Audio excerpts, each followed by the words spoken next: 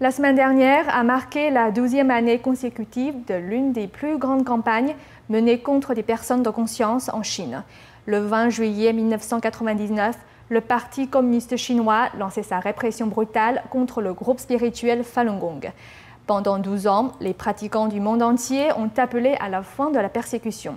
Autour de cette date du 20 juillet, des veilles aux chandelles ont été organisées dans le monde entier en mémoire de ceux qui ont péri aux mains du régime chinois. Voyons ce reportage. 12 ans après le lancement d'une campagne brutale menée par le Parti communiste chinois pour éradiquer le Falun Gong, les pratiquants sont animés par l'espoir. Vendredi 15, quelques jours avant la date anniversaire de la persécution qui a commencé le 20 juillet 1999, 2000 pratiquants ont participé à une veillée aux chandelles à Washington, D.C.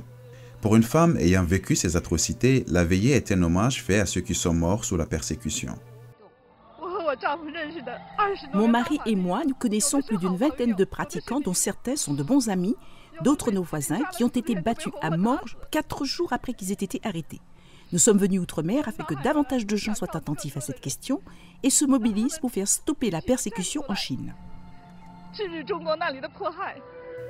Le Falun Gong est une pratique de méditation comprenant 5 séries d'exercices doux et un enseignement basé sur les principes fondamentaux du Falun Dafa: authenticité, compassion, tolérance. Falun Gong, également connu sous le nom de Falun Dafa, a été présenté au public pour la première fois en 1992 et est devenu très populaire. Le 20 juillet 1999, Jiang Zemin, alors chef du Parti communiste chinois, a lancé une campagne nationale pour éradiquer le Falun Gong. When Jiang Zemin, the Communist Party chief at that time, Quand Jiang Zemin a lancé la persécution en 1999, il a commencé la campagne sans aucun fondement juridique. En fait, cette persécution elle-même va à l'encontre de la constitution chinoise qui contient une clause de liberté de religion et liberté de conscience.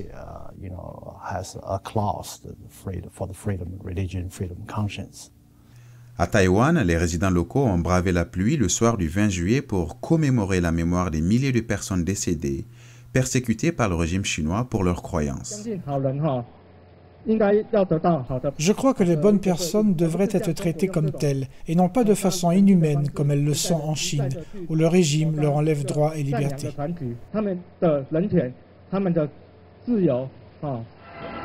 Les groupes et organisations des droits internationaux comme Amnesty International et les Nations Unies ont largement donné des informations sur les atrocités commises par le régime chinois contre le Falun Gong. Il s'agit notamment de détentions arbitraires, tortures brutales, travail forcé, viols et abus psychiatriques de dizaines de milliers d'adhérents. Face à cette brutale persécution, les pratiquants du Falun Gong dénoncent par des moyens pacifiques ces atrocités. La semaine dernière, une nouvelle résolution bipartisane a été présentée au Sénat américain, appelant la fin de la persécution. L'année dernière, une résolution similaire avait été adoptée à la Chambre des représentants des États-Unis.